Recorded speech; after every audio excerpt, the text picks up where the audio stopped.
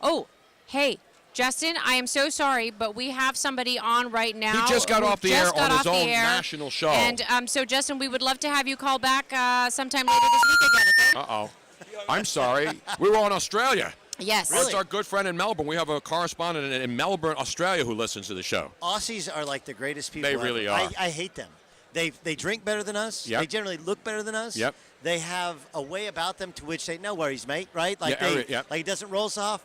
And I generally don't like them as people because they have a better wherewithal. They're happier than we are. Yeah. We're miserable bastards here in this country. But we have guacamole. What's the story? Tableside with guacamole? guac from Cantina Laredo. Have some, man. When did you get it? We just got it like 20 promise? minutes ago. Yeah, it was just This made. is not like a setup. No, it's not. I'm eating it. So if I die, you die, Doug. Good, I mean, that's good. the least we can do. Go down together. Welcome to influenza heaven right there. No, there's no viruses in here. It's good, though. It's good, though, isn't That's tableside freshly made They're guac. really good. They're really good. People are eating guac that's been made like 6 months ago in a supermarket with tape on top of it. Why wouldn't you eat fresh tableside guac that was just poured in a bowl and made right down the corner here? All right, can I introduce myself? I can't believe I'm on with Tony Bruno. Ladies and gentlemen, let's put your hands together. Former basketball great at Notre Dame and Oklahoma State, I believe, right? Yeah. And what are you wearing? What is your hat? Because you've been wearing a baseball hat all week. It's a Twins hat. I mean, it's A Minnesota it's Twins. a kind of cool Retro. alternate Twins hat that I don't know, went down to Lids. You know, there's like 8 Lids stores in this. I've never seen this many Lids stores. Apparently, they don't have the internet in the Twin Cities because everywhere else, like in LA, all the malls are turning into places. Right. They all restaurants, right? Because everybody shops online. Yeah. Except in the Midwest, right, where you come here and if you need a hat, every other store appears to be a Lids store. You have a problem now? Is that fitted? It is fitted. You got to get fitted. It is right? fitted. I'm slowly working towards. My son's a 8-year-old good little baseball player, and we're slowly working towards getting every hat eventually. So we went to our first World Series game. Dodgers won. He went from being an Angel fan to a Dodger fan like that. We moved back from. Wait, you're disrespecting Mike Trout, the biggest Eagle fan out in the Listen, West Coast? he does wear. My son does wear 27. We love Trout. We've gotten to know him. I used to work with Joe Smith's now wife, Allie LaForce, and so we got to know Trout with the Angels. Great dude. But, you know, you take a kid to the World Series and the Dodgers win and they sing I Love L.A. And we all know the Angels are never winning another World Series again. No. And the other thing we know is the Clippers are never going to win an NBA championship. The great thing about the Angels was they go and they get the high-priced Japanese hitter pitcher, right? And then all of a sudden he's got arm trouble. So like, yep, he's an Angel. That fits. He fits. Doug Gottlieb on Fox Sports Radio now. So you did the West Coast to East Coast to back I'm doing to West the Bruno. Coast. I did ESPN, I did CBS, I did Fox. So I think there's NBC Sports Radio. I don't know. I haven't done NBC. I've been on NBC, but Right. I've never actually hosted a show there. I know, but I'm working. I'm catching up to you in terms of networks and places I worked for. But Doug, you know, I mean, obviously, you're a basketball guy, and I know a lot of people get mad when you give basketball opinions, but you know the game. So why do they get mad at you? Because you're a Notre Damer, first of all, right? Do they? No, because I was only in Notre Dame for a year. Still, people hate Notre Dame I don't think or that's love what it is. Notre Dame. I think, look, in college basketball specifically, it's always who's the biggest name in college basketball covering, right? It's been Vitale. Oh, it's awesome. Yeah, right. Let me tell you about Krzyzewski and Izzo and Calipari, right? Right. So the way in which it's been covered, these guys are the greatest, the kids are the greatest. The way CBS, who I worked for, covered it was like, let's not even, like I was doing the Final Four when Louisville won their last national championship. And like nobody brought up the Pitino sex stuff in the, like, and regardless of whether you have to get graphic in detail, like nobody brought up, like, everybody thought he was going to lose his job. Right, I thought he was going to lose his marriage, his job, and then of course, he blamed it on like 9/11. I don't know if you remember, that was odd. That was a convenient. That was a good one. Right. So I don't think you can still use that one. I don't think you can go 9/11 anymore. I usually blame it on the VOC, blame it on the Henny. That's usually what I blame it on. It's like football players now. They just go like CTE, right? Like, oh yeah, I really shouldn't have, but I got CTE. You're like, right. So. Anyway, I can start using that now, and it actually probably will become true sooner or later. Right. I interviewed so many football players, I actually got CTE. That'd be great. By the way, not that we're laughing at the severity of CTE. But not everybody who does something stupid and played football will be able to blame. Aaron Hernandez may have had CTE. Right. May have had CTE. Might have also been from the angel dust he was smoking, not just from the hits that he took. Exactly. So anyway, So I remember I was sitting up there to set the Final Four with Barkley and those guys, and all I said was, like, it's really remarkable after when they're cutting down the nets, it was like, think of where Rick Pitino was a couple of years ago in his personal life, his professional life, in turmoil to make it to here. That's all I said. Right. I get off that set, and they're like, what are you doing? What are you bringing that up for? It's one shining moment time, baby. You got to stop that stuff. Right. I was like, well, that's the story, right? Yeah. Like, that's a real human story. What happened? And they're like, that's not how we do things. So I would guess, I'll give you an example. So Purdue has won a record number of games in a row, school record number of games in a row. I think they're 20-1 or something crazy on the year. I remember Bobby Knight was sick and tired of losing to Purdue, as you well remember. Right. So, I was on, I don't know, Twitter or a show, and I said something along the lines of, hey, look, this is a really good offensive team, but they're really unathletic in spots. And people are like, oh, well, they've won all these games in a row, and they're this and they're that. And I was like, okay, well, so why are you hating on Purdue? Like, well, okay, if you want me to hate on them, then I would say, Purdue is going to choke in the tournament the way they always choke in the tournament. That's not what I said. I just said, look, they have Isaac Haas, who literally looks like if Ivan Drago was on the steroids that they pretended like they gave him in Rocky IV, that's what he would look like. Well, I didn't see Rocky IV. Ask Luigi if he remembers that. Doug's correct. Okay. You never saw Rocky IV? No, if eyes can change and yous can change, we all can change. Right? Something like that? Is it if I can change and you can change, we all can change. That's what he says. No, he said use. But that's what Rocky said. I think, Rocky said in the yeah. script it said Tony's you. boycotted Rocky after Rocky won. He goes a long way back with this whole Don Cannon thing. It's a big No, mess. I don't want a mythical movie character, regardless of his success, and he lost his first fight to be used as the symbol of Philadelphia.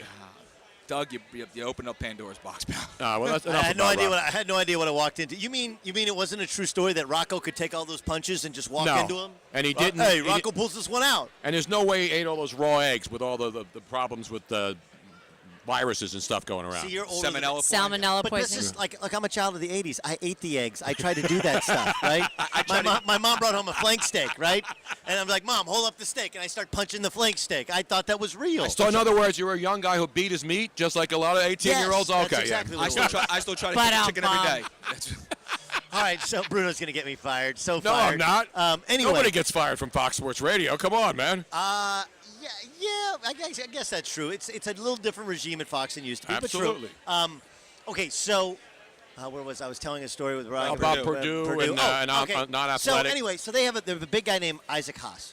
He's a monster, and there's no good big guys in college basketball anymore because you're any good, you play in the NBA, right? Right. So the way to beat them is to bring him away from the basket and attack him, make him move his feet because he's not that athletic laterally, right? He's just a monster with big hands, a pretty good player. Mm-hmm. And then they have two wings, Ryan Klein, very good shooter. They got a kid, Dakota Mathias, very good shooter. Good basketball players, but not blazing speed, not crazy athletes. They got 2 point guards.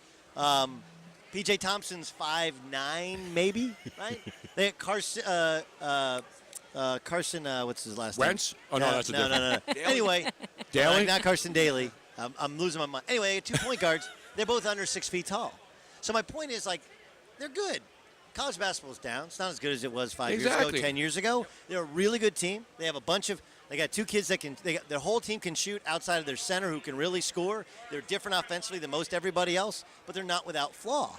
And if you want me to sit here and tell you, Purdue, they're awesome, and Matt Pena. And let me tell you, if that's what you want for analysis, there are places when you can get that. I choose to just go like, hey, here's what I see. Really good team, but they got some dudes that can't guard dudes out on the wings, and that could be problematic. No, I hear So, you. and But people you don't know, like that. when you they do don't like national, the truth. Nobody likes the truth. that's the disadvantage of doing national because everybody thinks that you're picking on their team when you're trying to do analysis of a lot of teams, right? Yeah. I mean, it's like what Joe Buck goes through when he does games. There are cities that think that Joe Buck hates them and he's rooting against the other guy. Well, and in Philly, they think Joe Buck roots for the Cowboys or roots for the – and it's because they're national guys who are doing a local game once a week on national television, and fans are always looking for, is that national guy dissing my team or my city? Not just that, but I also think that fans – it's hard for me – like, look, I played at Notre Dame for a year. I don't care about it. You know, like my mom went to Syracuse. There are people that think I have it out for Syracuse because they didn't offer me a scholarship or whatever. And I've been, we've been close with Boeheim and back before Bernie got ousted there, we were close with Bernie. Like 25 years later, like I care. I don't, but the problem is that fans do. Yes. Right? Fans carry, harbor grudges against people. Like I played Oklahoma State for Eddie Sutton. Like that's 3 or 4 coaches removed from the current head coach at Oklahoma State. So I don't have, there's not some rivalry with Oklahoma where I'm supposed to hate I don't live in Oklahoma. I don't hate the University of Oklahoma. Lon Kruger played for my dad, Like I nearly went to play for him for Florida. Like there's no hate. Like, I can't bring upon myself to hate Oklahoma. I hate Oklahoma football more than I hate Oklahoma basketball. But even Oklahoma football, I kind of root for them because it's a Big 12 thing, whatever. But I think that fans in their own world, like they still live in that place where they hate those people and they assume that you do too. You're absolutely even though right. you've grown out of it. Yeah, because they're always alum and they're always going to be attached to the school. You see it at Final Fours. I remember going to all those Final Fours with UCLA. You'll see guys in their 90s wearing their UCLA Letterman jackets. Well, we have audio from a famous Oklahoma alum who has a message for Doug. Oh, let's go to the tape. I come to see a man get his ass whipped. It's Jim Ross, man, right there. Jim Ross. Mr. Boomer Sooner. Now, Doug's another guy. Whenever I see him, he says, I used to listen to you when I was going to college. I'm sorry I did that. I'm sorry I made you feel old. No, I am old, but that's cool, though, to have guys like you listening. No, I honestly believe this, okay? The two people, the 3 different shows that made me want to do this. Play basketball? No. No, come on, dude. I was on my first job, and it was really my second year doing it, was Game Night with Chuck Wilson. Yes. And for other people, they might not think that's a big deal. Okay, but I told Tony the story, so I'll tell it now. 1996 and 1997. I got in trouble at Notre Dame. I had to leave. I went to junior college for a year. My high school girlfriend, we were still kind of on again, off again. She was a cheerleader at UC Santa Barbara, which, you can talk about everybody says Pepperdine. Pepperdine has nothing on UC Santa Barbara. Well, the campus is beautiful at Pepperdine, overlooking the ocean. So does UC Santa Barbara. Yeah, only UC Santa Barbara has a bigger school, bigger party school. Oh, it has it has Isla Vista, which is like a college-only town.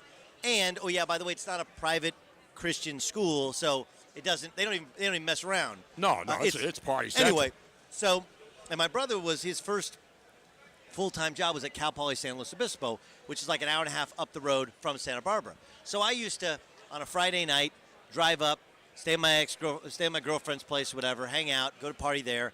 Then then the next morning, get up, drive up, see my brother, watch them play, and then on Sunday, drive back down, see the girlfriend, and then drive home. Sunday nights, Saturday nights, listen to Game Night back on the old ESPN radio days, and it was Tony and it was Keith, and the show was.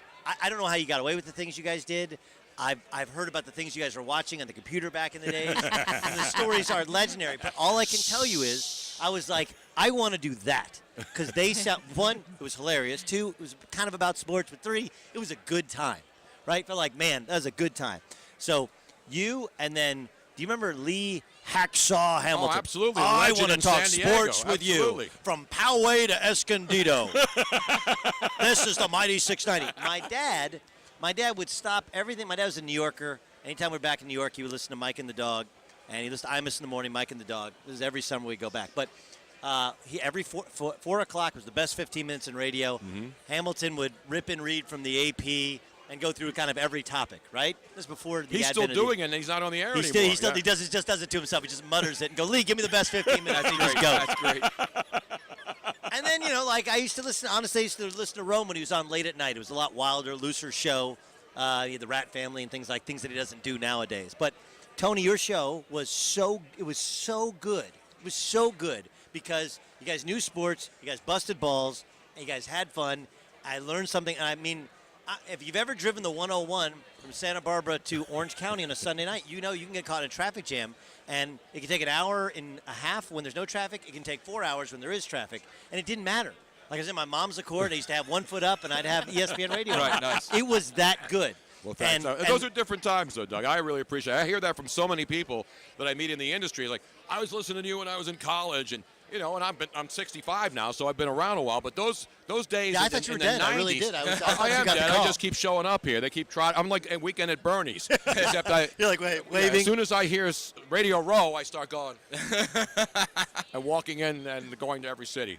No, that's fun stuff, man, and I appreciate it. I get so many great people who say, I was in college when you were on, and then the Madden game came along when I was in L.A. course. And people like, I know you from, they don't know me from anything else, but they would know me from Madden, or they would know me from ESPN radio days. And to work with Chuck and Keith and all the great people at ESPN, back then, nobody was doing that on weekends. No. There were small networks here and there. I honestly but that was it. I honestly, and look, we have, at Fox, we kind of have that same, we try and develop people on weekends, which I actually I know you can't make a ton of money on weekends, but those Sunday night shows everybody listens to. Exactly. Everybody listens to. Yeah. And it's one of the reasons I used to take weekend shifts when I was at ESPN was to kind of develop, different things and, try different segments and different interviewing because it was me and Chuck. Did Chuck have migraines when you worked with him? Where he would just check out of a segment? No. We did a 6 hours. Chuck is the most prepared talk show the host Chuck ever. wagon. He would bring in literally Reams of paper. Yes. Because back then the internet was in its infancy. Yes. We had no social media. We didn't even take phone calls. We did 7 hours of radio on we did 6. Saturday Yeah. and Sunday nights with no phone calls, no internet, no social media. We did 4 days. When I got there, we did four days a week, 7 to 1 a.m. Wow. But then occasionally he would have a migraine. He'd check out. But he'd bring in, we call it the Chuck wagon. Yes, exactly. And it would just be paper after paper. He was more responsible for trees being destroyed in foreign countries. So if you want to blame the Global warming. deforestation Yes. of the rainforest. I have a theory, though, what you were saying, that everybody listens to the Sunday night shows, and you can't make a lot of money. It's because of the advertisers. Like, the advertising, the sales department always tout the drive time Monday through Friday as the most important, which they are, don't get me wrong. No doubt about it.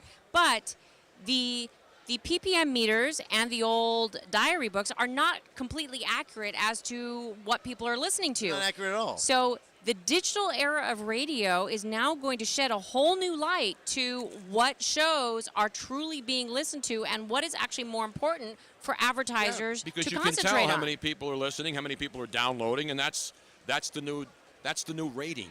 As opposed to 5 people fill out a diary and they represent 200,000 people. Yeah, the math is still odd, even with the meters now, on how it gets skewed based upon. Oh, yeah. Especially if you're not white, it actually you get 2.5 times the points. I don't know if you get Oh yeah, I know. It's totally screwed. Yeah. I did not know that. Yeah. Yeah.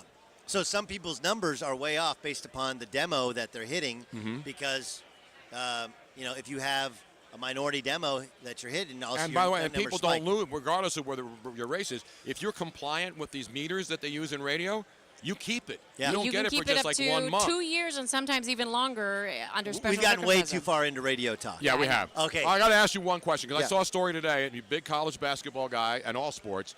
They're now going to. I don't know if it's official, but I saw a little headline that they're thinking about allowing the kids to transfer if a coach leaves, which has been one of the biggest arguments about college basketball kids. They sign, coach comes into your home, you go there, and he leaves, whether it's football and basketball, but it's more prevalent in basketball. Coach leaves, gets another gig. That player is not allowed to leave for a year. How long has that been in the making, and is the NCAA finally going to do that? Because I saw a story earlier today. I'm big on the law of unintended consequences.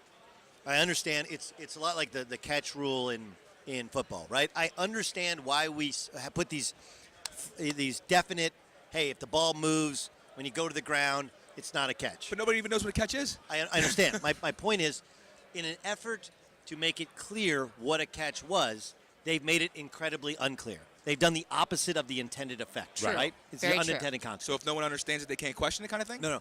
So what I'm saying is, this rule on the surface sounds fair, sounds fine, right? Yeah. Like coach leaves, you should sign with the school in order to go play for the coach. You should sign with the school to go play for the school, not the coach. But that's not the reality of it, right? Right. But there's all kinds of inherent problems with this. First, do you guys know what the APR is? It's the I don't. Academic Progress Report. Right. Okay. Okay. So if your APR falls below a certain level, you can't go to the NCAA tournament. You lose scholarships. Like, it's debilitating.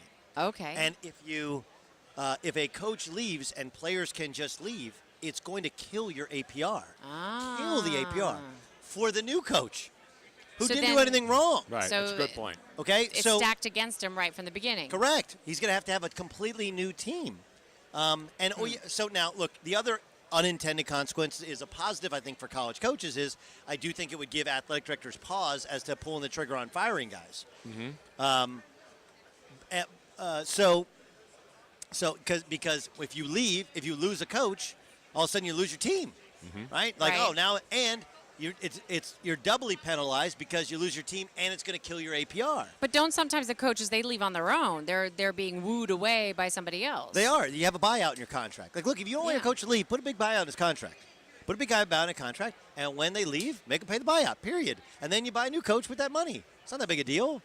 You know? Great point. And That's why I wanted to ask you this, because and you're right. so- On the surface, it looks like it's and- about time they're letting the kids leave when the coach leaves. And to the argument that a player signs and hasn't yet gone to the school, usually those kids are let out of their letter anyway, right? But you don't actually even have to sign a letter of intent. This whole, like, I signed a national letter of intent, that's an ego thing. You don't have to. You tell the coach you're coming, you sign a scholarship agreement with the school. You don't have to sign a national letter of intent. No one forces you to do any of this stuff. You do it on your own. And the other part to it, which is really fascinating to me, that I don't think the NCAA does a good enough job of touting some of the different things they've been doing that are good things. Here's a good thing they do. The second you go on campus, you're on scholarship. Now, almost all these, I think all these major conferences, it's a 4-year guaranteed scholarship. So you leave, you go to the pros, and you flame out, whatever, you come back. Not only are you still on scholarship, full ride, okay, but they have programs now to which you're actually on the floor as a coach, getting like on-the-job training, on full scholarship, going to school, and you don't count against the assistant coaches on the staff. Oh, that's awesome. Yeah. So there's like the reason all these kids, and I don't know if other people know this, like, well, they should be able to go straight out of high school. They can. You go straight to the G League out of high school. And you may say to yourself, well, you know, that's not a ton of money. Like, okay, so look, you can either go get a scholarship, which can last you a lifetime, or you can go start being a professional, and after 1 year of the G League, you're eligible for the NBA draft, and you've played a year of professional basketball. They don't do it because they understand the value of college is the Dick Vitales, the Jay Billises, the Doug Gottliebs of the world. We promote you as if you're heroes, and we sell you to your next employer. Exactly. We make names of you. There's a value, not just in the value of the scholarship, the value of getting into college, which is harder than it's ever been, is to get into. Anybody has a kid who's in high school or kid in college is nodding their head right now going like, damn right, it's incredibly expensive and incredibly hard to just get into college. All that is taken care of. And then whenever you want to come back, you can come back and get your degree. Whenever it is. Even 20 years later, you come back, they put you on scholarship, and it helps their APR to do so. So they've done all this good stuff to help the student athlete. Meanwhile, people are like, it's unfair. It sucks that your coach leaves. Didn't happen to me at Notre Dame. I actually screwed my coach. You know, I got in trouble, and John McLeod got fired after what would have been my senior year. That was my fault. If I wouldn't have gotten in trouble, we would have made the NCAA tournament. He still would have been gainfully employed. That's a player can hurt a coach. But it didn't happen to me at Oklahoma State. My coach didn't leave. But I can tell you that this idea that guys, they should be eligible right away, like that sounds great. But like you got to be very careful about players being recruited in handshake lines because that will happen at the end of seasons. Everybody knows the coach is getting fired. Kid plays good. Hey, man, come. Like that's not the spirit of what we're doing here, right? It's about so much more than that. There's 30 first-round draft picks. 30 kids are going to make the NBA, guaranteed. Maybe 10 others as free agents. 20 on a great year. That's 50. There's 351 Division I programs now. There's 13 scholarships. You do the math. 99% of these kids are not playing in the NBA, and we're treating it as if all of them are somehow being taken away from the ability to play in the NBA or being able to move job to job to job to job to job. When coaches leave a program, they have to pay a buyout. Okay? Now, if players want to pay a buyout for their scholarship, I'm all for it. But the idea that, hey, you're free and clear, play right away, there's a lot of unintended consequences that have not been figured out before they pass this rule. Good stuff. That's great That is stuff. really great And we were stuff. celebrating this as a good thing before Doug came on and actually because on the talked about surface it does. I honestly think the spirit of it is a good thing. Yeah. But the APR is a huge problem because, like, if half your team leaves. Yeah, no, I hadn't thought of that. I mean, like, look, I interviewed for the Oklahoma State job as a finalist. They hired Mike Boynton, who was on staff. And Mike Boynton's whole sale was, hey, I'm going to keep all these kids, and they're all going to stay. My point was, they might all stay, they're just not that good, right? Right, so we're right. going to add some other pieces. But the reason that having a high recidivist rate is important is that if you lose, if 6 kids transfer out, it kills your APR. And then 2 years later, you lose 2 scholarships, you can't make the NCAA tournament. It's an embarrassment to the entire university, let alone the entire conference. Happened to UConn. UConn wasn't eligible for the NCAA tournament 1 year. It's embarrassing. And that combined with some coaching mistakes, some injuries, and the conference changing, UConn's gone from one of the dominant programs in college basketball to kind of a laughingstock in Yeah. college basketball right now. So in turn, it's not really the coach. It's the players who can literally destroy the program. Correct. Now, there's some rules in there to which you can't, you'll be allowed to transfer out right away if you have above a certain GPA, so that you don't hurt the program you leave in the APR, you don't hurt the program you go to in the APR. There are ways around it. I'm just saying that it's one of those things to which everybody's like, this makes sense. It does, until you actually know the rules. There's a lot more to it than just, yep, rubber stamp it, boom, it's done. Doug, this has been awesome, man. One last thing. What happened to Markelle Fultz? Can you tell me? I have no idea. Okay, so you saw him play in the Pac-12. Not just that. My best friend in basketball is Miles Simon. You remember Miles Simon from Arizona? Absolutely, yes, Arizona. So Miles left ESPN and took a job. He's the 5th assistant with the Lakers. He's their developmental coach. So when he first got the job, like he'd been there a week, they start bringing in all these workout guys. Alonzo Ball, Markelle Fultz. Who else went early in the draft Dennis last year? Smith. Dennis Smith, De'Aaron Fox. And he knows all these kids because he runs the Nike Basketball Academy as well with LeBron James. And he coached the USA Basketball. So he had a predetermined bias towards some guys, whatever. So we went through guys, and I go, tell me about Markelle. And he goes, all right, all these guys are at one level, and Markelle is a level above. He's a better shooter. He's a better finisher. He's a more refined product. He's a gym rat. He's the number one. He's the number one guy. He's like, I like Tatum. Tatum's probably more ready to play now. Tatum wouldn't work out for us, but I like Tatum. But Markelle, of all these guards, he's the best. It's not close. Much better finishing package, much better shooter than Lonzo. Lonzo might be a little bit more creative passer. So what happened? Dude, I don't know. I would guess that there's several different parts to it. My reputation in college was I couldn't shoot. Now I could shoot the lights out in high school. I mean, you're not a 6-foot white guard from Orange County. That's a high school American who can't shoot, right? So I got to Notre Dame, and we started lifting. I put on 15 pounds. I was using, creatine back then was all the rage. I was rocked out, and you get a little tight. You start changing your shot a little bit. You change your shot a little bit. You're a little tight. You start missing. You start thinking about your shot. You start adjusting your shot. You become, as Eddie Sutton, you're a Heinz 57 guy. You got 57 ways to shoot a basketball, right? And that's Markelle Fultz. It's part of it is physical. A lot of it is mental. And, man, I'm telling you, once it goes, it's really, really hard to get back. He's changed his shot 15 times. I know. Every time I see a video of it, it's something different. I just by watching Markelle Fultz and some of the practices and the rehab. And you him bring coming up back. chips there. Poor Doug's got to lean over. Well, These are amazing. He's got the lean down These right. are He's been down there amazing. often today. I'm getting my poly unsaturated, my mono unsaturated fats here. It's so fantastic. But just by looking at the kid, just knowing what you know, doesn't it look like just a clear case of just a kid who lost his confidence? Yeah. Just flat out lost his Three confidence things- for the game, man. 3 things we don't talk about enough in sports radio. Okay? I mean, look, I would love to do the humor that I'm not as funny as Tony is, so I can't do the stuff that he can do. But in terms of real sports, we don't talk enough about conditioning. Nope. That, like, fatigue makes cowards of us all. That's Vince Lombardi. Absolutely. And that teams will run out of gas, and you play at a far inferior level. And, like, the amazing thing to me about Tom Brady is how well he plays in the fourth quarter. He's got to be in insane shape. Absolutely. LeBron James, his ability to, in Game 7 when the Heat beat the San Antonio Spurs, he was the only one not tired. How is that possible? He's got an insane motor, insane shape. Anyway, I think conditioning is one thing. I think confidence is a huge thing. It's huge. Huge. Ask any, like, guys can, I have a friend who, I'm not going to name him because this hasn't come out yet. He's a perennial all-star in baseball, and he's towards the end of his career, and he had a great start to his season. He had an illness.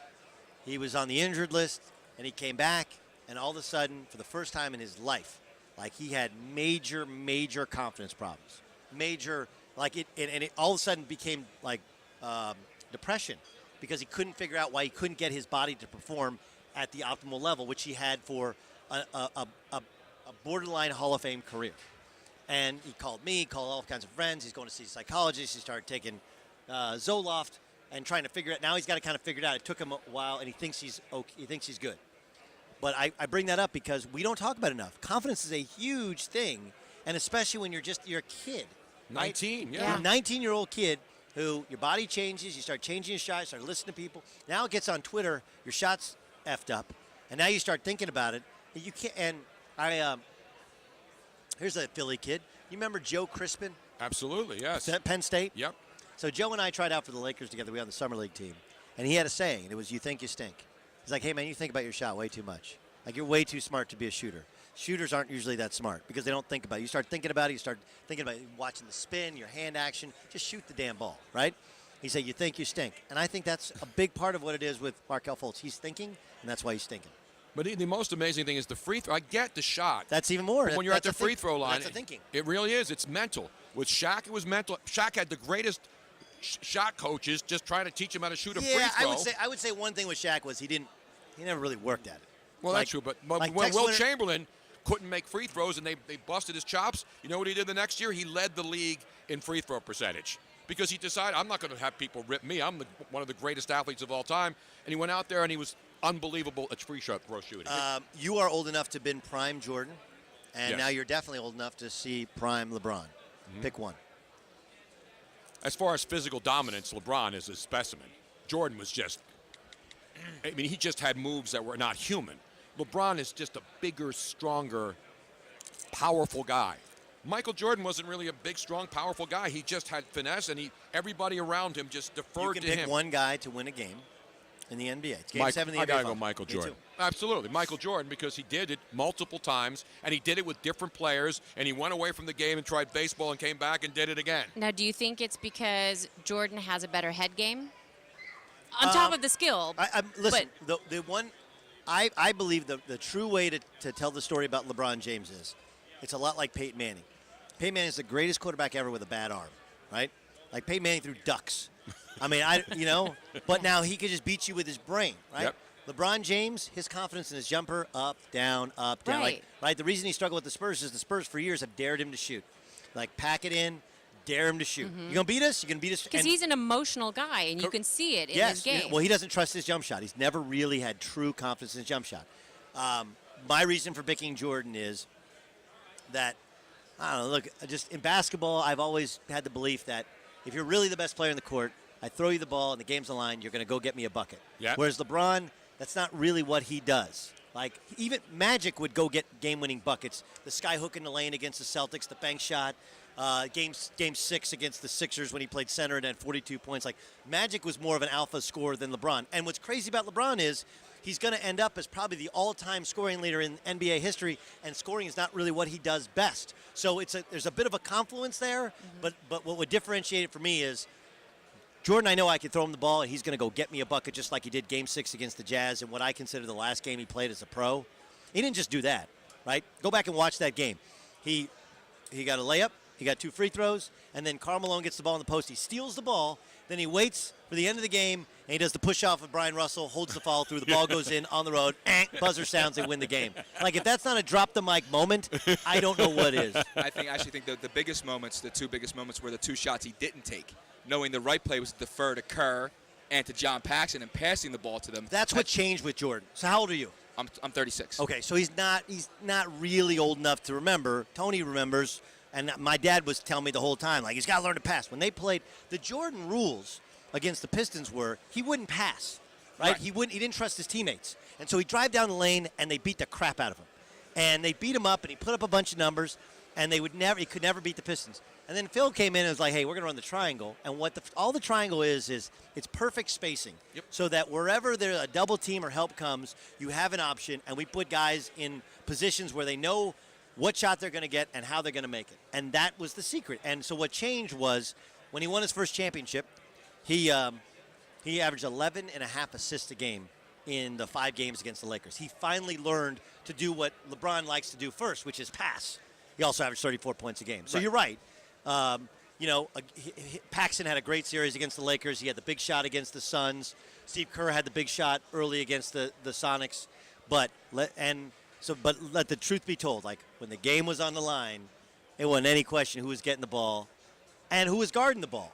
And I've never seen anything like it, where it's like Tom Brady when they're down 10 to the Jacksonville Jaguars. Did any of you guys think they were losing that game? No, absolutely not. Hell no. No, absolutely right? not. Like, there's not a chance. I thought they were losing last year at Atlanta. And I think Aaron Rodgers, frankly, is a better quarterback. He plays the position better but I've never seen anything like Tom Brady and the almost arrogance by which he goes like, yeah, we're going to win. Oh, we're down 10? All right. Well, it's not 28-3, so we can do that. It's the Jaguars. No problem. They got Blake Bortles. They're turning coal into diamonds, and we're just gonna go in it. I mean, Danny Amendola in the back of the Super Bowl, back of the end zone. How good a catch was that? I mean, that was remarkable. That's why we He's do a this. phenomenon. That's why we do this. I think So the Eagles win Sunday, though. Doug, I got to tell you, Oh. man, this has been I don't know how long we've been gone. I don't care about the clock, but New York Times. You guys has have a been great. clock? No, we don't I have thought a this clock. is your own show, doesn't Tony. work. It Tony doesn't work. doesn't. The Well, I clock mean, doesn't work. I could Doesn't sit work. here and talk to you all day, but I mean, you've been gracious, and luckily we gave you some We had tables. Brandon on. Lang on, who is picking the Eagles, and he has fantastic reasons why. Well, he's the big gambler, right? Yeah. Oh, but He's got all kinds of numbers. Oh, My basic thing his is numbers like are I think fantastic, the Eagles' though. defense is nasty, and I think you can get after Brady. And I actually think Foles the big confidence guy, right? Mm-hmm. Confidence was in the toilet week 15, week 16. I mean 16 and 17. But they figured something out here in the playoffs, how to make him comfortable, and he was stepping into throws. I mean, that game a week ago Sunday was about Case Keenum has all the intangibles, but he doesn't have the tangibles. Can't throw a football. He's high. He was indoors hides a lot of stuff. You get outdoors, it's about throwing a football, and Foles some of those throws downfield were incredible. He was the dropping throw to pillows, Torrey man. Smith. I mean, that's what's great about the NFL film. The football, it was a perfect spiral, and it went all the way to the perfect spot. I mean, it at was the pylon. It He was perfect. He was in that place. You want to call it the zone or whatever. Yeah. But he was, for a guy who's sometimes the confidence. I know Nick a little bit. He lives in Southern California in the offseason. Play basketball at Equinox there. He's a great shooter. I know. But he has a I didn't little. know he played at Equinox because I never could get into those kinds of gyms when I was that kid. I had an Equinox as a rental once. It wasn't bad. Yeah, listen, I'm like the only Jew that goes in there anyway. So all the rest of I went and played the JCC a couple times. Guys are getting hurt. They're suing each other. They're complaining. Boy, Vay. My knee hurts. My back hurts. It's a legal screen. It's amazing. You go to the JCC and you play in any city in the country. You go to the JCC and guys don't want to play. They want to own all the teams. Right, That's what they want to do. I don't want to play, but I'll be your agent. That's what I'll do. That's phenomenal. That's great. You're a real stuff. mensch, Doug. Oh, Doug, I'll tell you, man, it's been an honor to have you on, man. I appreciate it so much. I'm sure everybody watching is listening to Yes. this, and you're not putting it on. This was so fantastic. I'm actually going to basketball repost knowledge. just this interview by itself because This could have been the show. All right, This listen. could have been the Are you show. doing Are you going to the Final Four? Nobody goes to the Final Four. I anymore. went in Houston 2 with years I ago went in when Houston 2 Villanova years ago when Villanova won because Jay's a good buddy, and this guy finally had to say that Jay Wright is a damn good basketball. You know what? coach. I'll be honest with you. We played against them Hofstra 2000, my senior year. We played Speedy Claxton. He had 2 pros in the team. Yep. I didn't think they were very good. And I got in foul trouble, but we beat them by 40. And there have been times in which, I didn't – they weren't – there was like a 3 or 4 year stretch there where they didn't play great defense. But whatever they've done the past 4 years, it's the best culture I've seen in college basketball. It's the best. You go to their practice, and they're all talking, bounce passing.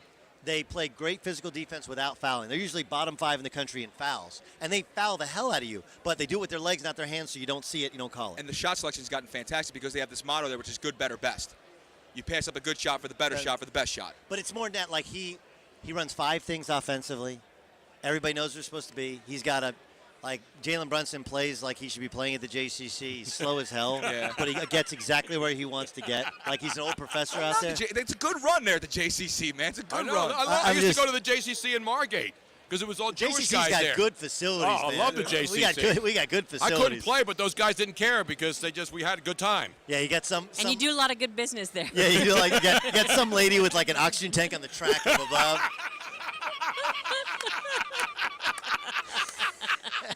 Anyway, but my point is like, How Jay great has is Jay? He won as a great a human guy being, yes. as you will ever find. Impossible to Yes. root against Jay Wright. No, impossible. Yeah, even Impossible. if a Temple And guy, I it think- doesn't and matter when I you think win. he went through a little bit of a period there Yeah. where he was feeling a little good about himself after the first Final Four run, and they started recruiting guys that weren't Nova guys, weren't really, and now they got into where they got guys that, man, every one of them you'd like to have date your daughter. Like, they got good kids, and I love how they play. Yeah, we met a couple of them when they were doing some meet and greet down at Gino's Steaks in Philadelphia. no, Yeah, Jay's she had a the few of their best. daughters. They're great, but here's how here's how I can prove Tony's right about him being a big coach. Okay. The shot that won the national championship. Okay, they call that play Nova, right? It's the same yeah. play that Scotty Reynolds ran. Yep.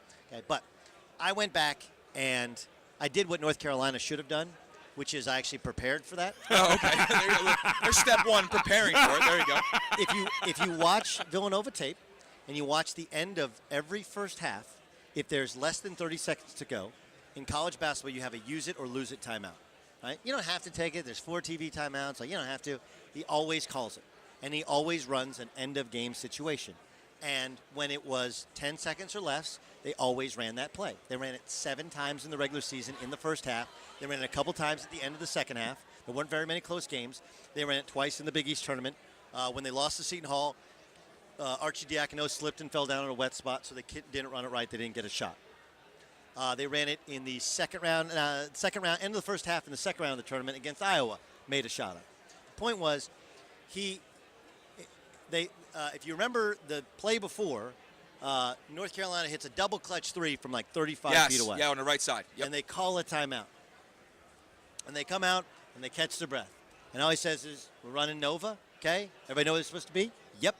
Watch for the trail man, because trail man and like, look, I don't know if Roy Williams, I don't know what happened inside his huddle, but he put Bryce Johnson underneath the basket because they were worried about either Arcidiacono or Jalen Brunson coming off a screen and getting to the lane and getting for a layup. Mm-hmm. And whose man hit the jump shot? It was Bryce Johnson, who never left being under the basket. They didn't know the play that was coming. Even though if you watch the tape, if you're prepared, there should have been an assistant coach who's like, hey, here's what's coming. Here's how we're going to guard it. Jay's team, it's not just the shot. The shot going in, that's, what do they call it? That's result, right? That's the result. That's a result-oriented reaction. It's the process that was great, right? The process was right. We ran a play. We knew our assignments. We got into it. All the first 4 options were guarded, but there's always going to be somebody open. The open man got the ball, and then Chris Jenkins hit the shot, to which they practice at the end of games, and it went in. And it's the greatest ending in the history of the NCAA tournament. But that is coaching to me more than anything. And it's one of the great coaching achievements in the history of the sport to not just win it, but win it in a way in which shows your level of preparedness. So you credit Jay Wright with his preparation and having his team ingrained with this play in them the entire season long, and since they've been there, and then also kind of fault Roy Williams in the fact that maybe he didn't have he didn't do a good enough job preparing his team for this end of game situation that's been run numerous times over and over again by Jay Wright. Correct. Which is like, look, this is all Tony Romo's done in broadcasting, which is he's brought the preparation that all these coaches and players usually go through and expose that some people prepare and some people don't. And he goes back to the old John Wooden, right? Prepared, failure to prepare is prepare to failure. Correct. That's good stuff. Thank you. That and is don't forget, fantastic play stuff. like a champion today. My favorite John Wooden, my favorite John Wooden quote is "Hurry up but don't rush." No, it's be quick but don't hurry. There's another one that said "Hurry up but don't rush," isn't it? I don't know. I think it's be quick but don't But hurry. right I got now, one right, I sorry, actually Max. do have to We have to tell go. you to hurry up because you have something coming up here. So And Joe Laurinaitis is back on the floor, ladies and gentlemen, after a quick 15. Oh, the animal. Have you He talked is to back him? on the floor. The animal from the WWE Hall of Famer. I only do sports, man. I know, but the guy's a legend. The guy's a legend. The legend. And he's from He Philly. is. Roddy Piper's a legend. I know. No, this guy's a tag team Fantastic champion. interview, Like though. the British Bulldogs were a legend. No, he's not a legend. The British Bulldog's not a legend. They weren't a legend. This guy's a legend. Hulk Hogan's Junkyard a Dog. legend. Rest in peace to Junkyard Yes, Dog. one love. JYD is a legend. No, this Hulk guy's a legend. Hogan, either good Hulk Hogan or bad Hulk Hogan is a Andre the Giant. Another rest in peace. Yes. From one of my favorite movies Bruno of all time, Sammartino's a legend. Princess Bride. Princess right? Bride's a fantastic movie. You kidding Right? me? I mean, Anyone want a peanut? I mean, right? People thought that Tom Brady was dead. Turns out he wasn't. He wasn't all the way dead. He was mostly dead, which means somewhat alive. Ahem. have Ladies fun and gentlemen, storming Doug the Gottlieb. castle. I don't know how long we Have fun went, storming the castle. but I It could was talk way all over day, 30 and I minutes. do every day. But that is great stuff, man. Thanks so Tony much for is an coming honor. over. Anytime. We got to No, give him pleasure. some thin optics, too. You can Absolutely. take him to the JCC. Oh, he'll be giving plenty of rotations with that optic. You don't wear reading glasses, do you? I do. I wear driving glasses. Well, this is when you're You in can a drive and restaurant wear them. bar. You put them on, and you can't see the check, or you can't see the menu. You just put this on the back of your phone, and you always have glasses to read up close, so you don't have to pull them out of your jacket. So we're going to give you some of those. We gave you the these are tableside great. guac. This is a show that takes care of its great guests, and the great Doug Gottlieb. How That was a about fa- that was that a was a fantastic basketball interview. clinic?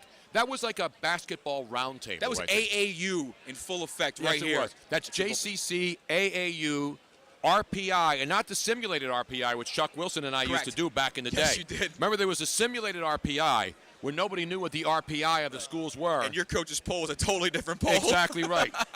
That was fantastic. People who don't think that we love basketball on this show or accuse me of not respecting the game or loving basketball. Well, the difference How is, about the Markel Fultz breakdown? How about that kind of college basketball chatter? And it was a breath of fresh air to sit here and talk to Doug and actually bring up something like the lack of confidence in the young man in general, as opposed to like, oh, his shot's broken or his arm's messed up. Or Because all this we other think crap. these people, we think they're all machines. They're and they're not, all Tony. human They're beings. human beings. Tony. Exactly. Here's the number one thing you can't do as an athlete. What's the number one thing you don't do? You don't let someone know that you're not right. Exactly. Because it shows weakness. Physically, you can, because you have to have the medical staff take care of you if there's an issue. But mentally, if another athlete, if I'm playing against you and I pick up that you're not exactly having the best day of your life, oh, I'm coming at you. Absolutely. Because if you can take them down mentally, forget about physically. They're done. They're done. How great was today again? Another great day. Great so, day. Guess who else is done? Tony Bruno's done because he's way past due going on somebody else's But show. that Where means am I going? You're going straight over there. And What show? I've had so many people contact me. I don't even remember what it is All right right, now, I'll and go I on. apologize. But And then you're we're going to on. the party. And then then we're going to go to South Dakota. And then we're going to go to North Dakota. We're going to go to Butte, Montana. And then we're going to go to L.A. and Santa Barbara. And then we're going to go to the White House and not watch the State of the Union address So because we we'll be will at a be party. back here tomorrow at 2 p.m. Central, 3 p.m. Eastern. For another crazy day on Radio Row. It's Brought to you by playtime. Thin Optics. Always with you. Order yours right now and get 15% off your order at checkout by using the promo code Bruno, B-R-U-N-O, Domenico, the official clothier of the Tony Bruno Show. And don't forget, the only Eagles party, Eagles In Super Bowl Minnesota. viewing party in Minnesota is at Town Hall Brewery. townhallbrewery.com for address and information, and we will give you even more information tomorrow. Exactly. So everybody, thanks for checking us out. We'll see you tomorrow. We're going to party tonight like it's 1999 and Luigi is 17 years old again, wherever he was in 1999, because I don't remember how old I was. I was at Uncle Jack's celebrating New Year's Eve, brother. Beautiful, man. In the meantime, don't drink and drive, don't text and drive, and don't accept substandard broadcasting entities. We'll see you back here tomorrow right here on Radio Row. This is the Tony Bruno Show. Good night, everybody.